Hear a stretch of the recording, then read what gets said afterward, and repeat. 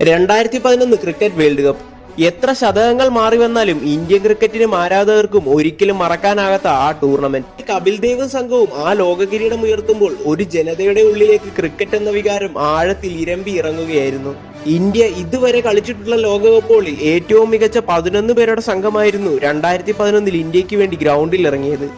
ലോക ക്രിക്കറ്റിലെ ഏറ്റവും മികച്ചവർ തന്നെ അന്ന് ഇന്ത്യക്കായി പാടണിഞ്ഞു. നോൺ സ്ട്രൈക്കിൽ ദൈവത്തെ സാക്ഷിയാക്കി അയാൾ മത്സരം ഓപ്പൺ ചെയ്യും. അതും ആദ്യ ഓവറിലെ ആദ്യ പന്ത് തന്നെ ബൗണ്ടറിയിൽ എത്തിച്ചുകൊണ്ട്.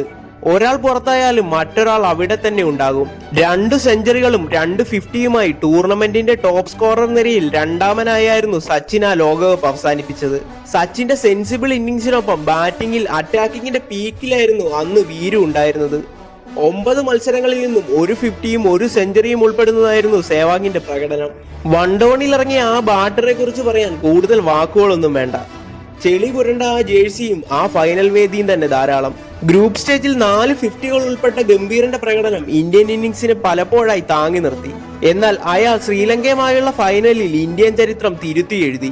ഫൈനലിന്റെ പ്രഷറിൽ ജയവർദ്ധന സെഞ്ചുറി നേടുമ്പോൾ കമന്ററി ബോക്സ് പറഞ്ഞു, what a genius, what a brilliant knock. അവിടേക്ക് ഗംഭീർ നൽകിയത് 97 റൺസിന്റെ തിരിച്ചടിയായിരുന്നു. അതെ, ഭയം എന്തെന്നറിയാത്ത ഇന്ത്യൻ ബാറ്റിംഗിന്റെ ഫൈനലിലെ കരുത്തായിരുന്നു അയാൾ. No one can beat you. ആരാ തോപ്പിച്ചേ?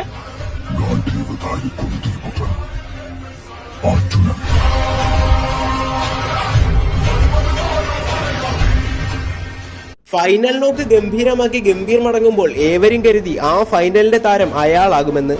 എന്നാൽ ആ വേൾഡ് കപ്പിൽ ഉടനീളം കാര്യമായി പെർഫോം ചെയ്യാൻ കഴിയാതിരുന്ന ഇന്ത്യയുടെ ആ ക്യാപ്റ്റൻ വിക്കറ്റ് കീപ്പർ ബാറ്റ്സ്മാനെ അന്നത്തെ പ്ലെയർ ഓഫ് ദ മാച്ചായി തിരഞ്ഞെടുത്തു. അയാൾ ക്യാപ്റ്റൻ ആയതുകൊണ്ട് മാത്രമാണ് ടീമിലുള്ളത്. ഗ്രൂപ്പ് ഘട്ടം മുതൽ സെമി ഫൈനൽ വരെയുള്ള അയാളുടെ മോശം പ്രകടനത്തെ ഏവരും ചോദ്യം ചെയ്തുകൊണ്ടിരുന്നു. ഗംഭീറുമൊത്തുള്ള 109 റൺസ് പാർട്ണർഷിപ്പ്. അന്ന് തന്റെ ഇൻഡിവിജ്വൽ സ്കോർ എത്രയാണെന്ന് പോലും അയാൾ ശ്രദ്ധിച്ചിട്ടുണ്ടാവില്ല. 274 എന്ന ടാർഗറ്റ് മാത്രമായിരുന്നു അന്ന് അയാളുടെ ലക്ഷ്യം. ഒടുവിൽ വാങ്കഡയെ ഇളക്കിമറിച്ച ആ 6നൊടുവിൽ അയാളുടെ ബാറ്റിൽ നിന്നും പിറന്ന ആ സ്കോർ സ്ക്രീനിൽ തെളിഞ്ഞു. Mahendra Singh Dhoni 91 runs from 79 balls. ഗംഭീറിന്റെ ചെറുത്തുനിൽപ്പിനൊപ്പം ധോണിയുടെ സെൻസിബിൾ ഇന്നിംഗ്സ് കൂടിയായപ്പോൾ അടുത്ത ദിവസത്തെ പത്രമാധ്യമങ്ങൾ പറഞ്ഞു, ഗംഭീരം ഈ മഹേന്ദ്ര ജാലം.